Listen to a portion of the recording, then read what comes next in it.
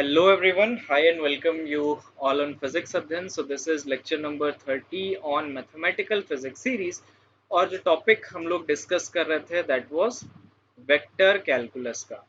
ठीक है, तो ये टॉपिक ऑनगोइंग था वेक्टर कैलकुलस में। प्रीवियस वीडियोस में फ्रॉम 29 और उसके प्रीवियस वीडियोस में line integration, gradient, divergence, curl, physical interpretation, questions, ये सारी चीज़ें डिस्कस किया था। लेक्चर नंबर 29 जो था वो मोस्टली प्रॉब्लम्स बेस्ड था, जहाँ पे हम लोगों ने 20 क्वेश्चन सॉल्व किए थे प्रीवियस ईयर के, और कुछ जो अच्छे क्वेश्चंस थे जो मुझे अच्छे लगे वो हमने यहाँ पे डिस्कस किए थे। तो लेक्चर नंबर 30 जो है वो हम लोग सरफेस इंटीग्रेशन और वॉल्यूम इंटीग्रेशन को डेडिकेट करेंगे। तो सबसे पहले हम लोग यहाँ पे पढ़ेंगे surface integration of a vector. Surface integration of a vector. तो सरफेस इंटीग्रेशन क्या होता है सबसे पहले वो जान लेते हैं। सपोज करो एक कोई एक फील्ड, एक सरफेस तुम्हें दिया हुआ है। लेट्स से ये सरफेस को हमने एस से रिप्रेजेंट किया और एक कोई फील्ड है ए वेक्टर। तो ए वेक्टर का ओवर दिस सरफेस जो है वो सरफेस इंटीग्रेशन क्या होगा। तो सपोज करो कि इस सरफेस जो एस है इसमें एक छोटा सा एलिमेंट हमने कंसिडर किया। इस एलिमेंट को इन्फिनिट स्मॉल इन्फिनिट स्मॉल ये सरफेस एलिमेंट है, इसलिए हमने इसको ds से रिप्रेजेंट किया। और इस ds का इस पर्टिकुलर dx dy पोजीशन पे लेट्स से जो नॉर्मल वेक्टर है वो ये है, मतलब एक particular normal vector let suppose a है। और इस पर्टिकुलर एक्स वाई जेड या जो भी कोऑर्डिनेट सिस्टम है, यहाँ पे जो a वेक्टर का जो डायरेक्शन है दैट इज दिस। तो इस वेक्टर a का इस सरफेस के अलोंग जो कंपोनेंट है a dot N, a dot N क्या होगा, इस a वेक्टर का इस नॉर्मल के अलोंग कंपोनेंट इस ds एलिमेंट के लिए। ऐसे इसमें आप अगर पूरे सरफेस को कंसिडर करते हो तो एक दूसरा एलिमेंट ds1 ले लो, एक तीसरा एलिमेंट ds2 ले लो। इनके नॉर्मल और a वेक्टर डिपेंड करेगा उसकी पोजीशन। तो a वेक्टर और नॉर्मल के बीच में हर एक कंपोनेंट होंगे जो कि यहाँ पे हम देखेंगे। तो इन कंपोनेंट्स का जो सम है that gives you the surface integration of A vector on this surface. यानी कि ए वेक्टर का नॉर्मल के साथ जो कंपोनेंट्स है, तो ऐसे पूरे सरफेस पे वो नॉर्मल के कंपोनेंट्स को आप सम कर दो, that will give you the surface integration of this vector field over this surface S. तो अगर इस समेशन को, ये तो डिस्क्रीट केस हुआ, अगर आप इसको कंटिन्यूअस केस में लिखना चाहते हो तो दिस इज, ये जो समेशन है this is represented by double integration over DS. Double integration इसलिए क्योंकि सरफेस है तो इसमें दो वेरिएबल होंगे, एक्स वाई वाई जेड, या जेड एक्स, या आर थीटा थीटा फाई, या फाई आर, मतलब किसी भी कोऑर्डिनेट सिस्टम में दो कंपोनेंट होंगे। और this is A dot N cap. तो ये जो इसका मैथमेटिकल ये जो रिप्रेजेंटेशन है, इसको हमने जो बोला है इसको अब हम लिख लेते हैं। ओके, तो ये हम लोगों ने स्टेटमेंट लिख लिया। लेट मी इंट्रोड्यूस इट, एक बार रीड आउट कर देते हैं।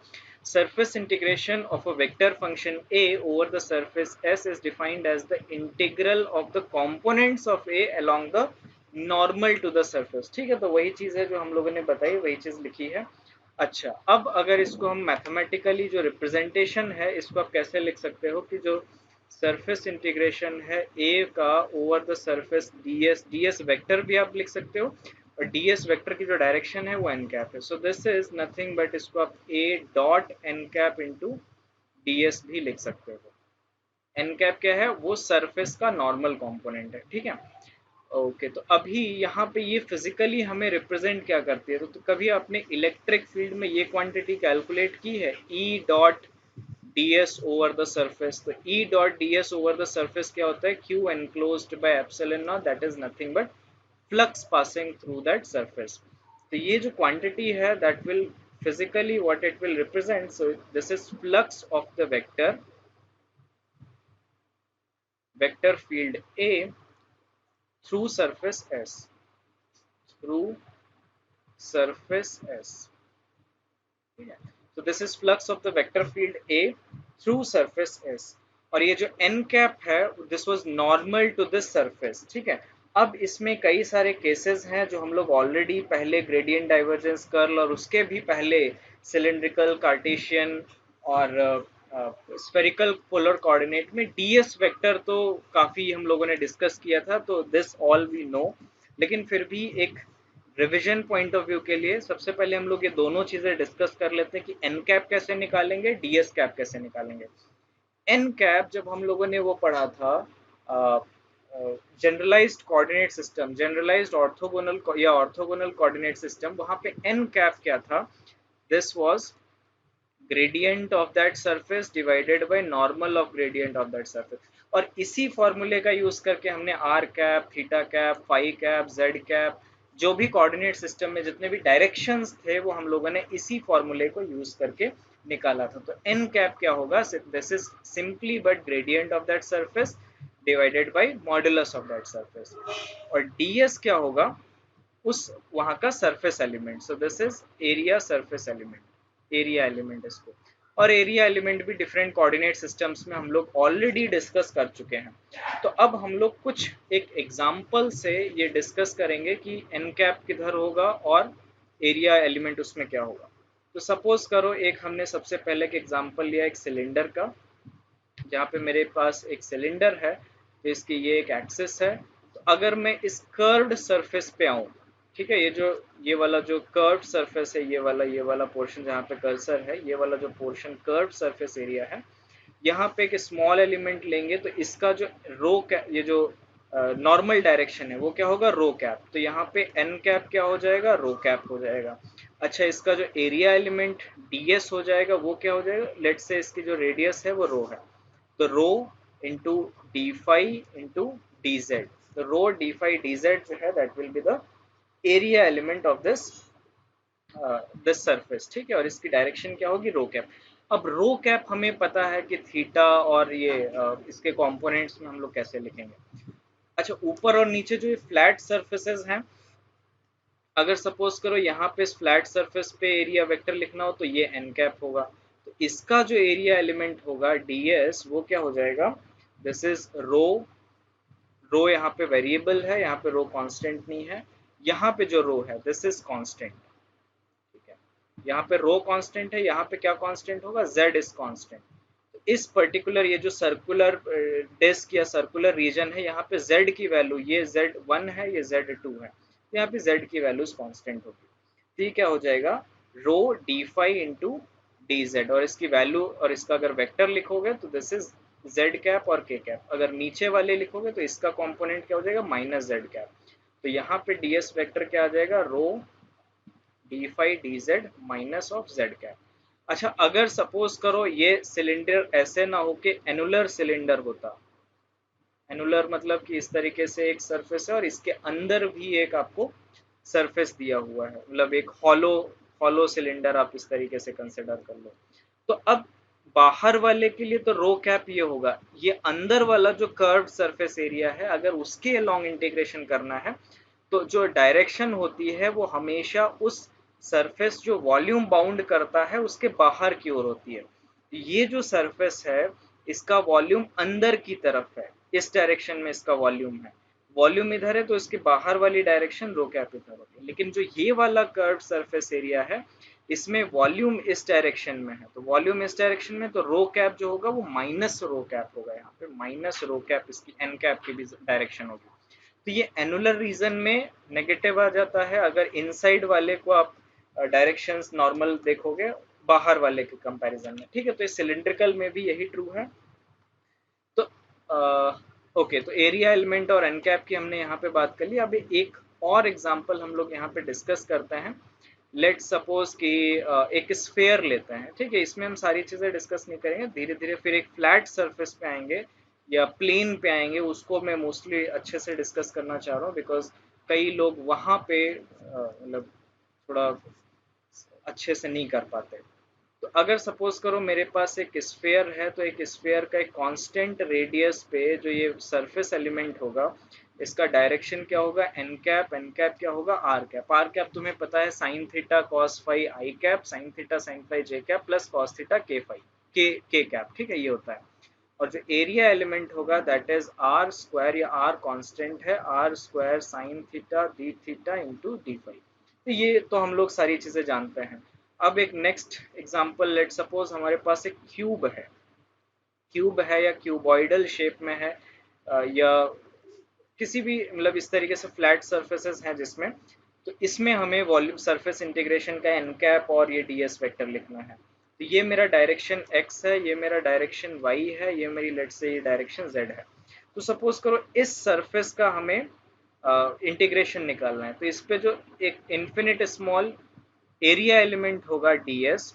अच्छा, यहाँ पे वैल्यू कौन सी कांस्टेंट है, देखो ये वेरिएबल है, ये वेरिएबल क्या है वाई वेरिएबल है, ये वेरिएबल क्या है जेड। तो यहाँ पे एक्स कांस्टेंट है, तो ये क्या आ जाएगा d y into D Z. और इसकी जो डायरेक्शन है वो किसकी तरफ है, बाहर की तरफ, आई कैप की तरफ, तो दिस इज आई कैप। तो इस तरीके से हम लोग सारे जो वेक्टर हैं डायरेक्शंस हैं वो लिख सकते हैं। लेकिन जब बात आ जाती है फ्लैट सरफेसेस की, अगर कोई थ्री डायमेंशनल फ्लैट एक प्लेन है, फ्लैट सरफेस नहीं, इसको हम लोग प्लेन बोलते हैं। तो लेट सपोज एक कोई हमारे पास कोऑर्डिनेट सिस्टम है एक्स वाई जेड, और इसमें हमें प्लेन दे दिया गया है। प्लेन की लेट से इक्वेशन है A X plus B Y plus C Z is equal to D. ठीक है, इस तरीके से। तो इसका सबसे पहले तो नॉर्मल वेक्टर निकालना है हमें, एन कैप क्या होगा। तो एन कैप क्या होगा, that is gradient of phi. तो ग्रेडियंट ऑफ फाई क्या आ जाएगा, A I cap plus B J cap plus Z C cap. ठीक है, तो ये क्या आ जाएगा हमारे पास, एन कैप क्या आ जाएगा, A I cap plus B J cap plus C Z cap divided by इसका मॉडुलस, तो this is A square plus B square plus C square की पावर हाफ। कोई भी प्लेन हो सकता है। अच्छा, इस प्लेन को अगर हम ड्रॉ करेंगे तो वो कुछ इस तरीके से आएगा। ठीक है, कुछ लेट से इस तरीके से आया। एक्स एक्सिस पे ये कितना कंपोनेंट यहाँ पे कट करेगा, so this is D by A, क्योंकि वाई और जेड जीरो कर दो तो यहाँ एक्स क्या आ जाएगा डी बाई ए। वाई कितना आ जाएगा डी बाई बी, और जेड कितना आ जाएगा, दिस इज डी बाई सी। तो अब अगर हमें कहा जाए कि इस प्लेन के अलोंग इंटीग्रेशन करना है, सरफेस इंटीग्रेशन करना है, तो कैसे करोगे, दिस इज द क्वेश्चन। ठीक है, तो देखो नॉर्मल डायरेक्शन तो हमने निकाल ली कि प्लेन दिया है तब भी नॉर्मल निकाल लेंगे, लेकिन डीएस एलिमेंट जो है वो कैसे निकालोगे। तो लेट सपोज कि डीएस एलिमेंट यहाँ पे हमने कैसे कंसिडर किया। ठीक है, और इसका जो नॉर्मल डायरेक्शन है, लेट से कि किसी एक पर्टिकुलर डायरेक्शन में है, इस तरीके से ये नॉर्मल डायरेक्शन है हमारा एन कैप। तो हम क्या करेंगे कि इस पर्टिकुलर रीजन को इंटीग्रेट ना करके इसका एक प्रोजेक्शन ले लेंगे एक्स वाई प्लेन पे इस पर्टिकुलर एरिया कंपोनेंट का। तो ये डीएस है, तो हमने यहाँ पे इसके सिमिलर एक कंपोनेंट ले लिया, मतलब इसका प्रोजेक्शन ले लिया एक्स वाई प्लेन में। तो ये प्रोजेक्शन कंपोनेंट क्या आ जाएगा, डी एक्स डी वाई। अब हमें इस ds और इस dx dy में एक रिलेशन निकालना है। ठीक है, तो देखो हमने प्रोजेक्शन किस पे लिया है, एक्स वाई प्लेन पे, तो ये डायरेक्शन जो होगी, ये जो के कैप होगी। ठीक है, तो इसको अगर आप डिफरेंट एंगल से देखोगे, तो अगर अब मैं इस तरीके से सपोज करो, इसको देखो कि ये तुम्हारा डीएस एलिमेंट है इस प्लेन पे, और ये तुम्हारा एक्स वाई प्लेन है, तो इसका तुमने यहाँ पे ऐसे प्रोजेक्शन लिया है, ये तुम्हारा डी एक्स डी वाई है, और ये तुम्हारा यहाँ पे डी एस है। ये तुम्हारा के कैप है, और ये तुम्हारा नॉर्मल है। तो ये जो एंगल होगा थीटा, यही एंगल यहाँ पे थीटा आ जाएगा। यहाँ पे ये वाला जो कंपोनेंट है डी एक्स डी वाई, तो डी एक्स डी वाई क्या होगा, that is D s into cos theta. तो कॉस थीटा को आप लिख सकते हो, this is d x D y area element on x y plane, d s into n dot के कैप। तो एन डॉट के कैप को आप यहाँ से क्या लिख सकते हो, तो डी एस क्या आ गया, d x D y divided by n dot के कैप। तो ये क्या था कि इस प्लेन का ये जो पर्टिकुलर प्लेन था, लेट से इसको मैं एस से रिप्रेजेंट कर रहा हूँ, तो जो एस प्लेन है इसका एक्स वाई प्लेन पे प्रोजेक्शन में, ये जो एक्स वाई प्लेन पे जो एरिया एलिमेंट होगा वो इस पर्टिकुलर रिलेशन से गिवन होगा। अब सपोज करो ये क्या था, projection on x y plane, this is projection on x y plane. अब सपोज करो कि मैं प्रोजेक्शन इसी डीएस एलिमेंट का प्रोजेक्शन एक्स वाई प्लेन पे ना लेके इस एक्स जेड प्लेन पे लेना चाहूँ। ठीक है, तो अगर आप एक्स जेड प्लेन पे लोगे तो जो डीएस एलिमेंट होगा वो इस रिलेशन से दिया जाएगा, this is d x into D Z divided by n dot j cap. ठीक है, जो उसके परपेंडिकुलर एक्स जेड हमने प्लेन ले लिया, तो नीचे जो थर्ड डायमेंशन बची वो। अगर सपोज करो हम वाई जेड प्लेन पे आ रहे हैं, तो वाई जेड प्लेन पे जो प्रोजेक्शन लोगे, so this is D S is equal to D x D Y by N, sorry D Y D Z, तो D Z divided by I cap. कोई भी तीन में से आप एक ले लो, लेकिन उस पर्टिकुलर प्लेन पे फिर आपको इंटीग्रेशन करना पड़ेगा। फिर जो प्रोजेक्शन लेंगे तो वो हमारा प्लेन क्या बन जाएगा, ये नीचे वाला, ये वाला प्लेन जिसको मैंने अभी ग्रीन से, जो एक्स वाई प्लेन पे है, फिर इस पर्टिकुलर एरिया एलिमेंट के थ्रू आपको इंटीग्रेट करना होगा, अगर इस पर्टिकुलर ये प्लेन का जो हम प्रोजेक्शन है वो एक्स वाई प्लेन पे ले रहे हैं। ठीक है, तो अगर हम यहाँ पे इसका फॉर्मूला लिखें इस पर्टिकुलर प्लेन के लिए, तो integration A dot N cap D S क्या हो जाएगा, this is A dot gradient of phi divided by mod of gradient of phi, ये integration into dx dy by N cap dot के cap. ठीक है, तो इसको आप सिंपली एन कैप भी लिख सकते हो, तो a dot N cap D x D y dot n dot के कैप, ये n और ये n सेम है। ठीक है, ये n को आप k डॉट के साथ मल्टीप्लाई करोगे। ये हम लोग अभी आगे एक एग्जाम्पल भी देखेंगे, तो इससे ज़्यादा अच्छे से क्लियर हो जाएगा कि ये कैसे आया।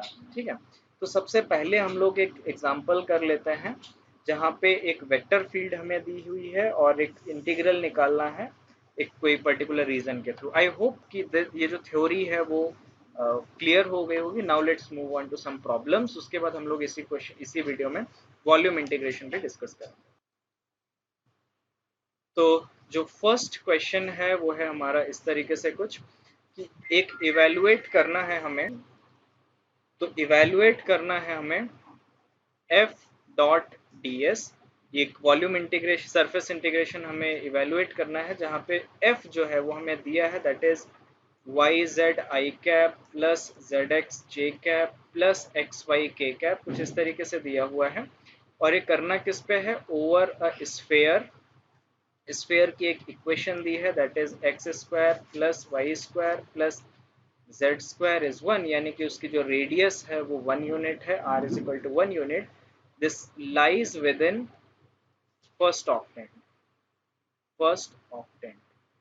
तो फर्स्ट ऑक्टेंट का मतलब क्या है, कि सपोज करो ये एक हमारे पास एक x y z coordinate system था, एक्स वाई जेड, और यहाँ पे एक स्फेयर बनाओ, लेकिन वो फर्स्ट ऑक्टेंट में ही आनी चाहिए। तो फर्स्ट ऑक्टेंट कैसे आएगी, कि इस तरीके से, इस तरीके से, इस तरीके से। ठीक है, तो ये जो कंपोनेंट है ये फ्लैट सरफेसेस हैं, तो ये जो पर्टिकुलर रीजन है इसके अलोंग ही हमें इंटीग्रेट करना है।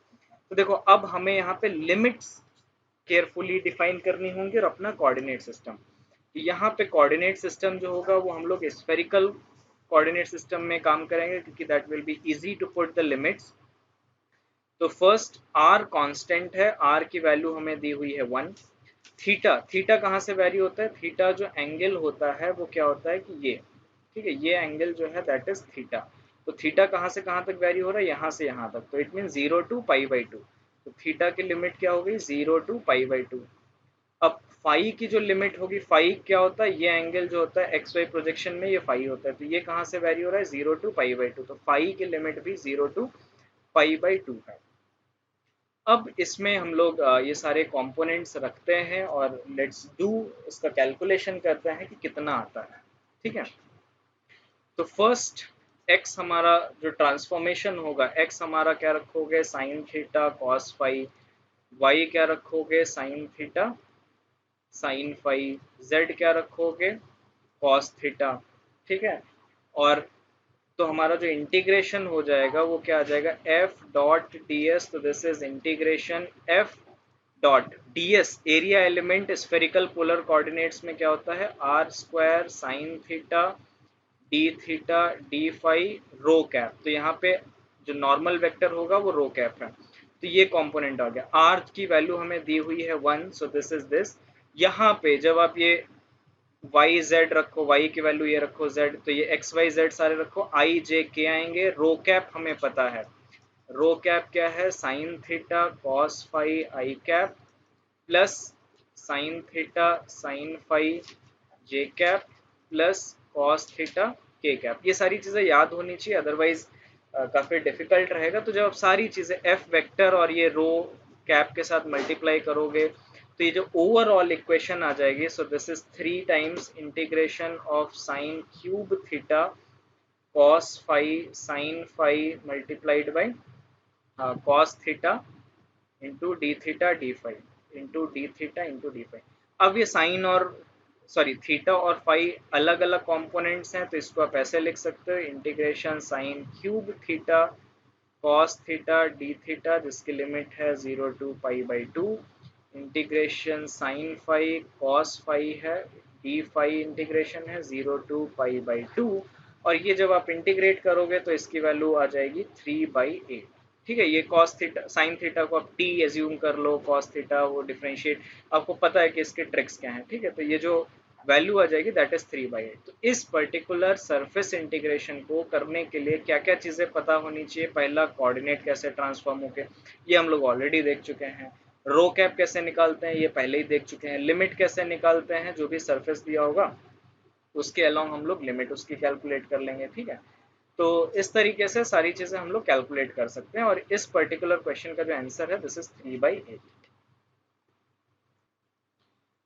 नेक्स्ट हम लोग एक क्वेश्चन कर लेते हैं, let's say spherical polar coordinates में, जहां पे एक वेक्टर फील्ड हमें दिया है 4x i cap minus 2y² j cap plus z² k cap. ये एक वेक्टर फील्ड हमें दी हुई है, और इसको ना ओवर इंटीग्रेट करना है, एक कर्व्ड सरफेस के थ्रू इंटीग्रेशन करना है ओवर अ सिलेंडर। तो सिलेंडर मेरा थोड़ा सा गड़बड़ बन गया है, तो एक सिलेंडर के थ्रू इसको इंटीग्रेट करना है, और ये जो सिलेंडर का बेस है इसकी जो इक्वेशन है that is x² plus y² is equal to 4, यानी कि जो इसकी जो रेडियस है दैट इज 2, तो रेडियस कितनी आ गई 2, और ये जो z कंपोनेंट है ये 0 है, और इसकी हाइट जो है z इज इक्वल टू 3 है। तो और इस कर्व्ड सरफेस के अलोंग हमें इंटीग्रेशन करना है, तो f डॉट ds वेक्टर क्या आ जाएगा, ये 4। अच्छा, यहाँ पे हम लोग भी ट्रांसफॉर्मेशन x क्या हो जाएगा, रो कॉस फाई, y क्या हो जाएगा, रो साइन फाई। रो की वैल्यू हमें पता है 2 है, ये r जो है यही रो है, और z तो ऐसे ही रहेगा। रो कैप, रो कैप क्या होगा, this is cos phi I cap plus sine phi J cap. ठीक है, और ds क्या हो जाएगा हमारा, that is rho D phi into D z. ये सारी क्वांटिटीज हैं, अब इसको हम लोग इसमें सब्स्टिट्यूट करते हैं, तो ये आ जाएगा 4 into rho into cos phi आई कैप, ये x नहीं है, ठीक है, ये रो है, तो 4 rho, so this is 4 rho I cap minus 2 rho square sine square phi. ठीक है, ये तो f डॉट डी एस आ गया। जेड स्क्वायर इसलिए नहीं लिख रहे क्योंकि ये जब डॉट रो कैप करोगे तो ये आ जाएगा, रो कैप इसके साथ मल्टीप्लाई नहीं होगा। ठीक है, तो उसको आप निगलेक्ट कर सकते हो। This is cos phi I cap plus sine phi J cap multiplied by this area element, so this is rho D phi D Z. तो इसका आप इंटीग्रेशन कर दो, तो इसका हमें इंटीग्रेशन करना है, तो ये क्या हो जाएगा, अगर आप इसको ओवरऑल ये कैलकुलेट मतलब इसको मल्टीप्लाई करके सारी चीजें लिखो, so this will be 3 multiplied by 4 multiplied by 4, and this is dz एक इंटीग्रेशन dz पे होगा, एक इंटीग्रेशन d5 पे होगा। तो dz जो इंटीग्रेशन है उससे हमारा 3 आ गया, रो की वैल्यूज रख दी 2, तो एक हमें 4 आ गया, और ये इस तरीके से सारे कंपोनेंट्स आ जाएंगे। तो इसका जो फाइनल इंटीग्रेशन बचेगा वो आ जाएगा cos square phi minus sine cube phi into D phi, और ये इंटीग्रेशन होगी 0 to 2π, क्योंकि फाई हमें पूरा रोटेशन कराना है 0 to 2π। अब देखो यहाँ पे आपको एक इंटीग्रेशन आप डायरेक्टली स्किप कर सकते हो, साइन क्यूब थीटा का। क्यों, क्योंकि आपको अगर आपको फॉर्मूला लेट सपोज याद भी नहीं है साइन 3 थीटा का, लेकिन आपको इसमें पता है कि एक साइन क्यूब थीटा का टर्म आएगा और एक साइन थीटा का टर्म आएगा। तो जब साइन क्यूब थीटा का टर्म आप लिखोगे तो साइन क्यूब थीटा जो है वो साइन 3 थीटा और साइन थीटा के टर्म्स में आएगा। तो ये जो भी एक्सप्रेशन आएगा आप इनके टर्म्स में लिखोगे, लेकिन इंटीग्रेशन 0 to 2 पाई जो है over let say sine m theta D theta ये 0 होता है, एम इंटीजर होना चाहिए, तो यहाँ पे 3 है, यहाँ पे 2 है, तो इसका इंटीग्रेशन वैसे भी 0 to 2 पाई की लिमिट में 0 आने वाला है, तो ये क्या बचा cos square phi d phi 0 to 2 pi. तो इसको जब आप टोटल इंटीग्रेट कर लोगे so this you will get 48 pi. सो इसका जो आंसर है दिस इज 48 पाई। देखो बीच की कैलकुलेशंस काफ़ी मैंने स्किप की हैं क्योंकि ये इसके साथ मल्टीप्लाई होगा, ये इसके साथ मल्टीप्लाई होगा, ठीक है, तो ये सारी चीज़ें आप कैलकुलेट कर लो और ओवरऑल यही एक्सप्रेशन आपको मिलेगा 48 पाई का। Now let's solve one more question in this surface integration part. So this is question number 3 और इसमें हम लोग एक x y z coordinate system में एक प्लेन कंसिडर करेंगे जिसकी इक्वेशन हमें दी हुई होगी और एक वेक्टर फील्ड के थ्रू इसका सरफेस इंटीग्रेशन कैलकुलेट करना है।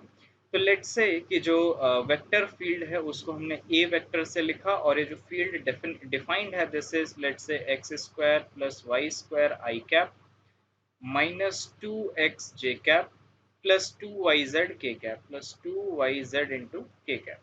तो ये एक इस तरीके से हमारी फील्ड डिफाइन है और जो हमें सरफेस दिया है जिसके अलोंग सॉल्व करना है, तो जो सरफेस ऑफ द प्लेन है, सरफेस ऑफ प्लेन, इसकी इक्वेशन हमें दी है, वो इक्वेशन है 2x plus y plus 2z is equal to 6 और ये जो इंटीग्रेट करना है वो ओवर फर्स्ट ऑक्टेंट करना है, फर्स्ट ऑक्टेंट, ठीक है। तो सबसे पहले हम इस प्लेन को ड्रॉ कर लेते हैं, x y z coordinates, x y z axis के अलोंग क्या इनका इंटरसेप्ट होगा उसके according. So let me first draw. तो here is the axis और इसका plane, तो let's suppose this is your x axis, this is your y axis, this is your z axis। तो x axis पे intercept कितना होगा, yz 0 है तो x की वैल्यू कितनी आ जाएगी 3, so this is 3। z value पे intercept कितना होगा 3 और ये y axis पे intercept कितना होगा 6 यूनिट का, ठीक है। तो ये तो इनके intercept हो गए। तो ये जो प्लेन है, ये जो 2 डायमेंशनल प्लेन है, इसको मैं एक लेट्स से ग्रीन कलर से छोटा सा हाईलाइट कर देता हूँ। तो ये जो प्लेन है इसके अलोंग हमें इंटीग्रेशन करना है, दैट इज सरफेस इंटीग्रेशन।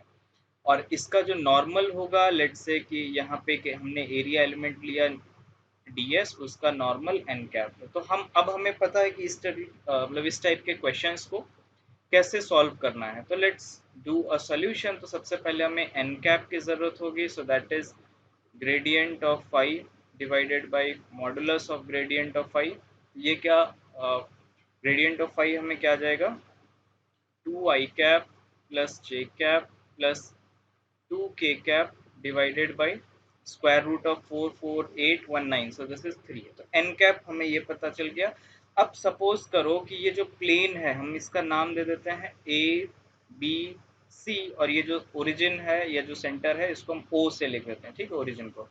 तो जो प्लेन है ए बी सी, इसमें इसको हम प्रोजेक्ट करते हैं एक्स वाई प्लेन पे। तो एक्स वाई प्लेन पे हमें एक क्वांटिटी की जरूरत होगी एन डॉट के। तो एन डॉट के, एन ये है, के से मल्टीप्लाई करोगे so it will be 2/3।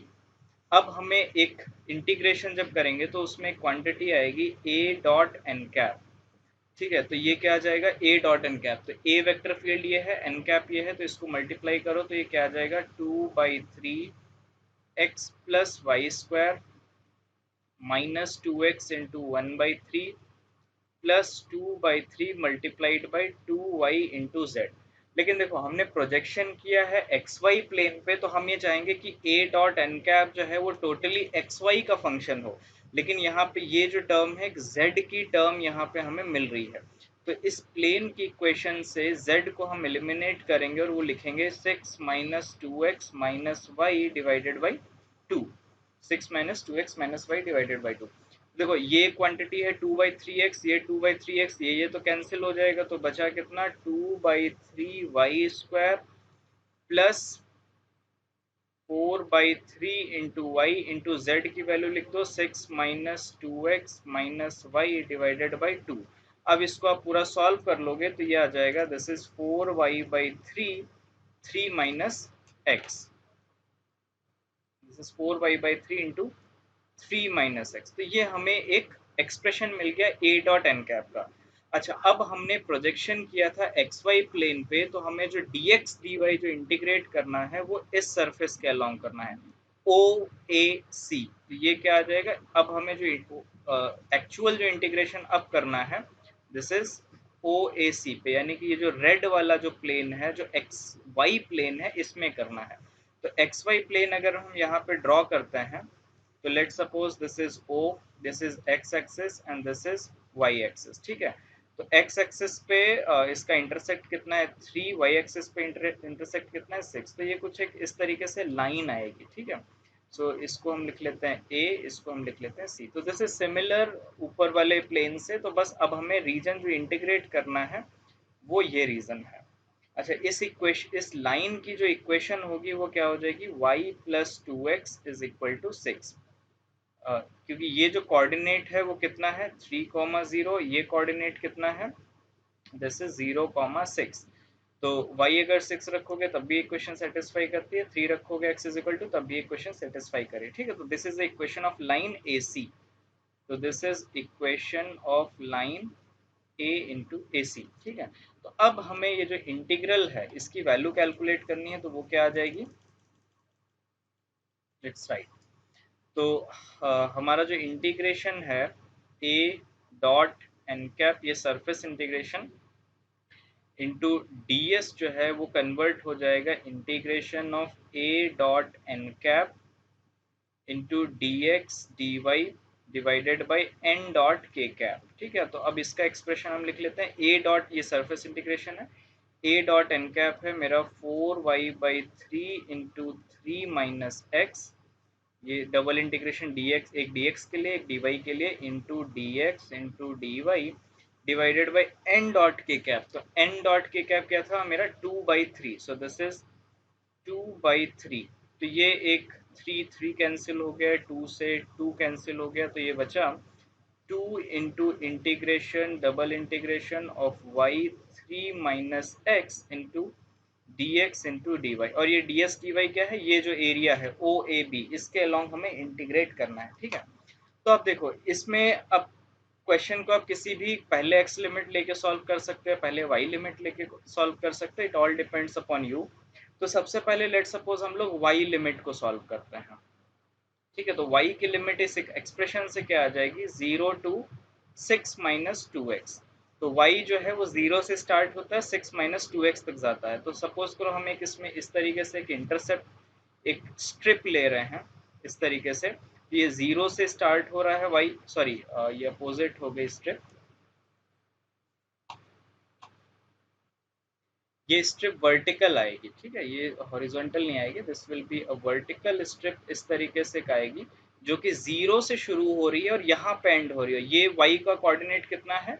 6 - 2x। तो ये 0 से शुरू हो रही है, 6 - 2x पे खत्म हो रही है। अच्छा, ये स्ट्रिप जो है वो कहाँ से कहाँ तक वेरी होगी? 0 से a तक, यानी कि जो x की लिमिट होगी that will B from 0 to 3। आप इसको पहले भी सॉल्व कर सकते हैं, ये मैंने वर्टिकल स्ट्रिप यहाँ पे कंसिडर किया, आप हॉरिजॉन्टल स्ट्रिप भी कंसिडर करके ये 0 to 6 - y/2 से ऐसे इस तरीके से आप लिमिट भी ले सकते हो। तो इसमें एक लिमिट आ जाएगी 2 times integration 0 to 3 into d x. और dx, क्योंकि ये x और y इंटीग्रेशन अलग अलग कर रहे हैं, तो this is 3 - x integration 0 to 6 - 2x into y d y, ठीक है। देखो इसको आप पहले इंटीग्रेट नहीं कर सकते, क्यों? क्योंकि यहाँ पे y लिमिट जो है वो x पे डिपेंड है। तो पहले आप इसको इंटीग्रेट करोगे, फिर इसको इंटीग्रेट करोगे। फिर जो ओवरऑल आप, क्योंकि दो इंटीग्रेशन है, तो ये आ जाएगा y²/2, ये 2 कैंसिल हो जाएगा। सो दिस इज 6 - 2x का होल स्क्वायर। तो this is integral 0 to x 3 - x, और ये मल्टीप्लाई हो जाएगा 6 - 2x का whole square into d x. अब ये पॉलिनोमियल इक्वेशन है, इसको आप इजिली, अच्छा इसमें से भी आप 2 लेट सपोज कॉमन ले लो, ठीक है। तो 2 raised to power 2, 4 बाहर आ जाएगा, तो बचेगा 3 - x whole square. So this is integration 3 - x whole cube into d x with limit 0 to 3। सो ये जो ओवरऑल ये आ जाएगा इंटीग्रेशन 0 to 3 की power whole cube d x. इसको जब आप सॉल्व कर लोगे, so you will get an answer 81 unit, ठीक है। तो ये जो प्लेन था, इसका जो आंसर आएगा इस पर्टिकुलर क्वेश्चन का, दैट इज 81, ठीक है। तो ये इंटीजर टाइप क्वेश्चंस जो आते हैं उसमें भी पूछा जा सकता है, और जो जैम के एग्जाम में जो मल्टीपल एमसीक्यू या एमएसक्यू आते हैं उसमें भी पूछो, एमएसक्यू में तो नहीं लेकिन मल्टीपल सेलेक्ट एमसीक्यू में जिसमें सिंगल करेक्ट ऑप्शन होता है उसमें क्वेश्चन पूछा जा सकता है। तो ये था प्लेन, अगर हमें कोई दिया हुआ है तो कैसे सॉल्व करेंगे। और इसके दो क्वेश्चन, प्रीवियस दो क्वेश्चन में हमने सिलिंड्रिकल कोऑर्डिनेट्स में और पोलर स्फेरिकल पोलर कोऑर्डिनेट्स में क्वेश्चन सॉल्व किए थे। तो आई होप कि सरफेस इंटीग्रेशन में ये तीन इंट्रोडक्टरी प्रॉब्लम्स इनफ थी, नॉट इनफ बट तीनों में एक एक आइडिया लग गया कि कैसे सॉल्व करेंगे। और जो वॉल्यूम और सॉरी जो सरफेस एलिमेंट्स होते हैं वो हमने पहले ही किसी वीडियो में जब हमने कोऑर्डिनेट सिस्टम पढ़ा था उसमें डिस्कस कर चुके हैं, ठीक है। सो अगर आपने वो वीडियोस देखे हैं तो यहाँ पे फॉलो करने में कोई भी दिक्कत नहीं आएगी। अब हम लोग चलते हैं वॉल्यूम इंटीग्रेशन पे और उसको कर लेते हैं दो क्वेश्चंस, ताकि ये जो हमारा जो टॉपिक है वेक्टर कैलकुलस का ये फिनिश हो जाए और उसके बाद हम लोग नेक्स्ट सेशन में कुछ और थ्योरम्स डील करेंगे जिसमें हम लोग डाइवर्जेंस थ्योरम और स्टोक्स थ्योरम, ठीक है, इस तरीके के कुछ थ्योरम्स करेंगे। तो अब आते हैं वॉल्यूम इंटीग्रेशन पे। So our next topic is volume integration. तो वॉल्यूम इंटीग्रेशन में हमें क्या क्या चीज़ों की ज़रूरत होगी। एक वेक्टर फील्ड, अगर हम वॉल्यूम इंटीग्रेशन ऑफ वेक्टर कर रहे हैं तो वॉल्यूम इंटीग्रेशन ऑफ वेक्टर, ये स्केलर का भी कर सकते हो। जैसे यहाँ पे ओवरऑल ये जो इंटीग्रल बना है, ओवरऑल ये जो इंटीग्रल बन के आया है वो क्या है कि स्केलर का सरफेस इंटीग्रेशन है, ठीक है। तो आपको दोनों चीज़ें पता होनी चाहिए क्वेश्चन सॉल्व करने के टाइम कि स्केलर और वेक्टर। तो इट्स ऑल डिपेंड अपॉन कि कैसे आप लिमिट्स चूज कर रहे हो। वेक्टर और स्केलर पे इतना ज़्यादा डिफरेंस नहीं आता, बस वेक्टर में थोड़ा सा आपको डायरेक्शन का थोड़ा सा क्लियरिटी होनी चाहिए कि सरफेस है तो कैसे डायरेक्शंस लेंगे। तो अगर आप volume integration of a vector कर रहे हो तो ए वेक्टर है, इसका लेट से वॉल्यूम एलिमेंट मेरे पास dv है, तो इसका जो वॉल्यूम इंटीग्रेशन है, so this will give you the volume integration of vector. So this is mathematically defined like this। और ये जो वॉल्यूम इंटीग्रेशन है इसमें तीन इंटीग्रल्स होंगे। अगर आप कार्टेशियन कोऑर्डिनेट्स में होगे तो इसको आप लिखोगे three integrals a into d x into d y into D Z, ठीक है। तो ये वॉल्यूम एलिमेंट है डी वी इन कार्टेशियन, ठीक है। तो ये तीन इंटीग्रल्स, एक x के लिए, एक y के लिए, एक z के लिए। अगर आप स्फेरिकल पोलर में हो तो R square sine theta D R D theta D phi, तो D R D theta D phi ये कार्टेशियन में वॉल्यूम एलिमेंट हो गया। सिलिंड्रिकल में हो तो क्या आ जाएगा rho D phi D Z D rho D rho D phi D Z, ठीक है। तो D rho D phi D Z जो है वो फाइव रो और जेड के अलॉन्ग इंटीग्रेशन, ठीक है। तो ये एक मैथमेटिकल डेफिनेशन है कि आप किसी भी क्वांटिटी का वॉल्यूम इंटीग्रेशन कैसे कैलकुलेट करोगे। तो लेट्स डू सम प्रॉब्लम्स। तो लेट्स सपोज एक स्केलर फंक्शन सबसे पहले हम लोग ले लेते हैं। स्केलर फंक्शन है जिसका है एक्स वाई जेड क्यूब, एक फंक्शन हमें दिया हुआ है। तो यहाँ पे आप वेक्टर भी ले सकते हो, स्केलर भी ले सकते हो, बस वेक्टर होगा। लेट्स सपोज एक वेक्टर मेरे पास दिया है A X I cap plus A Y J cap plus A Z K cap. इसका अगर आप वॉल्यूम इंटीग्रेशन निकालोगे तो D x D Y D Z, तो A X into I cap D x D Y D Z, इसका integration. तो हर एक स्केलर फंक्शन का इंडिविजुअल जो A X A Y A Z है उनके इंडिविजुअल आप वेक्टर कैलकुलेट कर लो और जो भी फाइनल आंसर आएगा that will give you the volume integration, ठीक है। तो हम लोग एक क्वेश्चन सॉल्व करते हैं जहाँ पे एक हमें स्केलर फील्ड दी हुई है एक्स वाई जेड क्यू, और इसको हमें सॉल्व करना है इस पर्टिकुलर वॉल्यूम, मतलब जो वॉल्यूम जो इंटीग्रेशन करना है वो ये पर्टिकुलर इसमें जो शेप है वो दिया हुआ है। ये कुछ इस तरीके से एक रफ फिगर दी हुई है जो कि लेट सपोज हम कोऑर्डिनेट सबसे पहले लिख लेते हैं। This is x y z, और ये जो z की जो लिमिट है ये हमारा 0 है और ये हमारा z की वैल्यू 3 है, ये कांस्टेंट वैल्यू। और ये जो लाइन है जहाँ पे कर्सर मेरा है, ये जो लाइन है, this equation of line is x plus y is equal to 1, ठीक है। और ये ओरिजिन है 0 और ये जो कोऑर्डिनेट्स हो जाएंगे ये 1 1 है, ठीक है। तो इस तरीके से आप इसके अंदर का वॉल्यूम इंटीग्रेशन कैलकुलेट करना है। तो सबसे पहले हम इसमें लिमिट्स ले लेते हैं। तो देखो z लिमिट जो है वो इंडिपेंडेंट है, क्योंकि z लिमिट तो सीधा सीधा दिख रहा है, किसी भी x और y पे डिपेंड नहीं करता, तो वो 0 to 3 है, तो z लिमिट जो है दिस इज 0 to 3। लेकिन अगर आप x और y लिमिट की बात करोगे तब ये थोड़ा सा डिफरेंट है।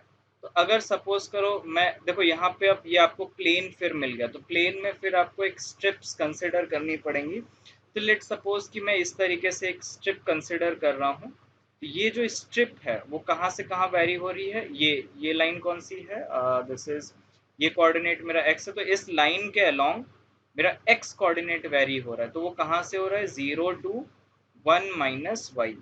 तो x की जो लिमिट है दिस इज 0 to 1 - y।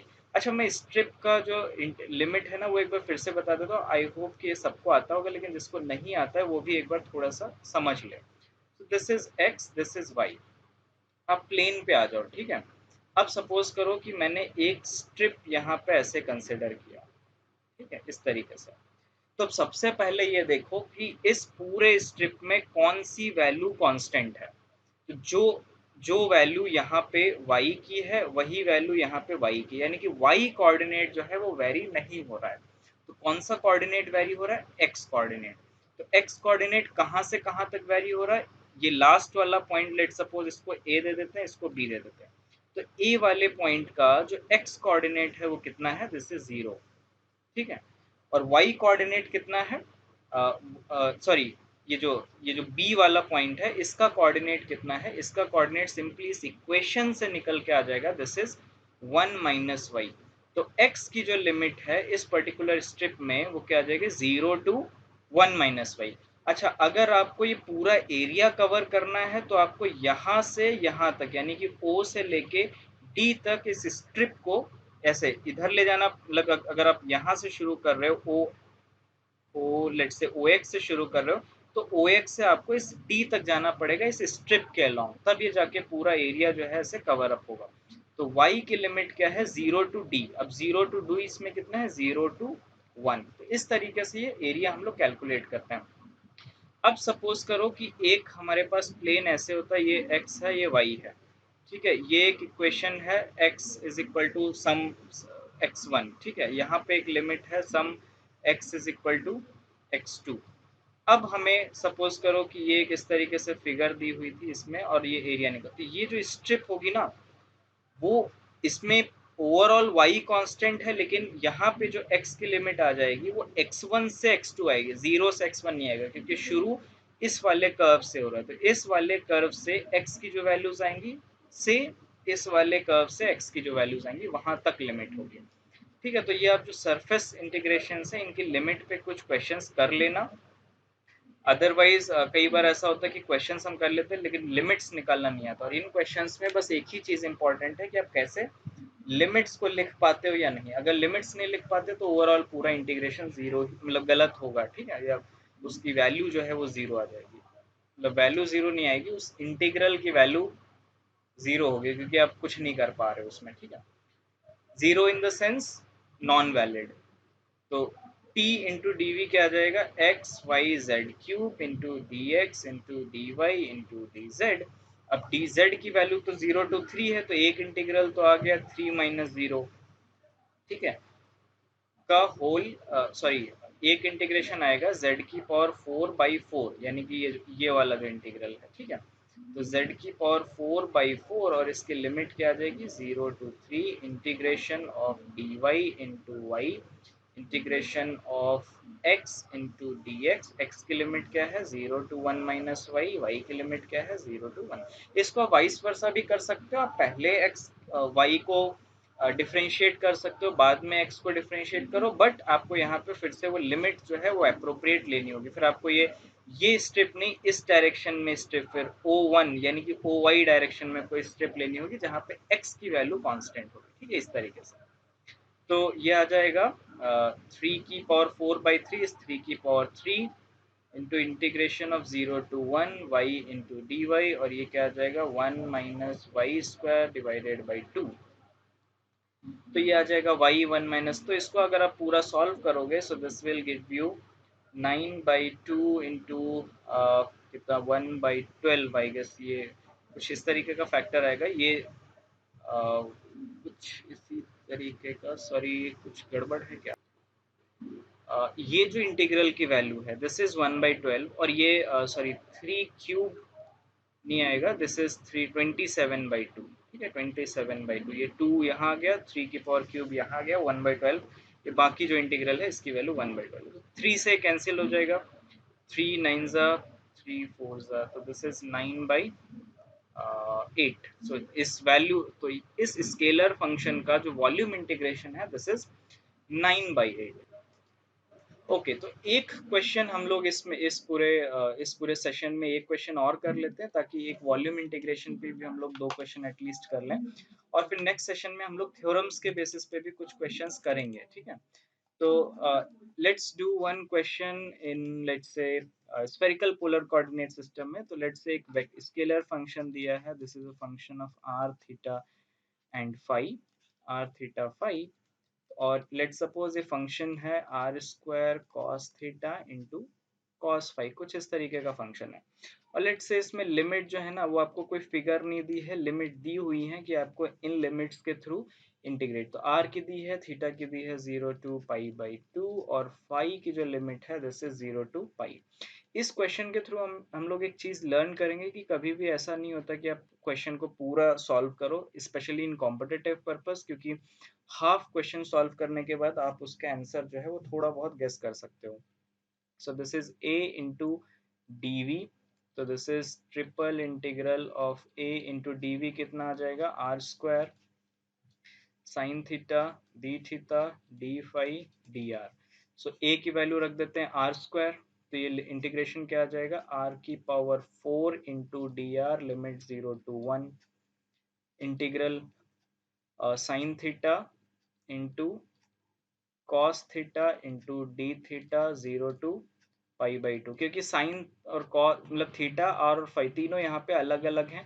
किसी में अगर कोई ऐसा टर्म दिया होता है ना कॉस थीटा माइनस फाई, तो वहां पे दिक्कत आती कि आपको फिर एक्सप्रेशन लिखने पड़ते, कॉस थीटा और फाई का वो फॉर्मूला लगाना पड़ता कॉस ए माइनस बी का, फिर अलग अलग चार टर्म्स आते, फिर फाई और थीटा को अलग अलग मतलब इंटीग्रेट करना पड़ता। लेकिन यहाँ पे सारी चीजें अलग अलग हैं, इंडिपेंडेंट हैं, तो हमें ऐसा कुछ करने की जरूरत नहीं है। अभी एक लिमिट और आएगी 0 to π, और ये क्या आ जाएगा, cos phi into D phi. तो देखो ये लिमिट आप निकालो या ना निकालो, बस इस लिमिट को देखो, फाई वाली, कॉस फाई का इंटीग्रेशन क्या हो जाएगा, साइन फाई। ठीक है, साइन फाई की लिमिट 0 to π क्या होगी है 0। तो ये कुछ भी इंटीग्रेशन आया ये मल्टीप्लाइड बाय 0, तो इसका ओवरऑल जो रिजल्ट है दिस इज 0। तो अगर आप मान लो ये साइन थीटा में एक बहुत ही कॉम्प्लिकेटेड फंक्शन दिया होता और फिर कहते कि इसको सॉल्व करो, ठीक है, मान लो यहाँ पे कॉस क्यूब थीटा या 4 की 4 पावर थीटा दिया होता, और या मान लो यहाँ पे ये जो वेक्टर फंक्शन था ए, ये कुछ इस तरीके से दिया होता, r square cos cube theta sine 2 theta. ठीक है, कुछ इस तरीके से अगर मान लो कोई फंक्शन दिया होता, या साइन स्क्वायर 2 थीटा, इस कोई भी कॉम्प्लिकेटेड फंक्शन थीटा में दिया था, लेकिन ये पार्ट कॉस फाई ऐसे ही लिखना है। तो आप जब इंटीग्रेट करोगे ना, तो यहाँ पे अलग अलग जब लिमिट लोगे तो कॉस फाई का तो हमेशा ही 0 जा रहा है। तो क्वेश्चन को, इस क्वेश्चन का सिर्फ रीजन यही था कराने के लिए, इजी क्वेश्चन है, लेकिन कराने का मोटिव ये है कि आप आर थीटा और फाई अगर तीनों इंटीग्रल्स इंडिपेंडेंट हैं तो पहले आप वो इंटीग्रेशन करो जो आपको इजी लग रहे हैं, जैसे कॉस फाई वाला इजी था। ठीक है, तो हो सकता है वो पर्टिकुलर टर्म 0 आ जाए या कुछ ऐसी लिमिट बन जाए कि वो कैंसिल आउट हो जाए। ठीक है, तो आप सबसे पहले स्मॉलेस्ट इंटीग्रल से शुरू करो, फिर उसके बाद अलग अलग इंटीग्रल्स पे जाओ। ठीक है, तो इस पर्टिकुलर वीडियो में हम लोगों ने दो चीजें कवर अप की हैं, that is the surface integration detailed theory plus 3 examples, और फिर वॉल्यूम इंटीग्रेशन प्लस 2 एग्जांपल्स। ठीक है, तो 5 example plus theory cover up किया, और ये काफी लॉन्ग वीडियो भी हो गया है, so it's doesn't matter. But next video में हम लोग ये स्टोक्स थ्योरम और स्पेशली डाइवर्जेंस थ्योरम, जहाँ पे हम डिफरेंट लाइन इंटीग्रल्स और सरफेस इंटीग्रल्स और वॉल्यूम इंटीग्रेशन को आपस में कन्वर्ट करेंगे। तो एक पर्टिकुलर क्राइटेरिया है कि ओपन सरफेस है तो उसको आप लाइन इंटीग्रेशन में कन्वर्ट कर सकते हो, क्लोज सरफेस है यानी कि वॉल्यूम बाउंड है तो सरफेस को आप किस पर्टिकुलर फॉर्मेट में वॉल्यूम इंटीग्रेशन के साथ कन्वर्ट कर सकते हो, और उसके कुछ हम लोग प्रॉब्लम्स भी देखेंगे। ठीक है, और वो problems mostly previous year questions paper से होंगी। सो मिलते हैं नेक्स्ट वीडियो में, and thank you for watching this video. Bye.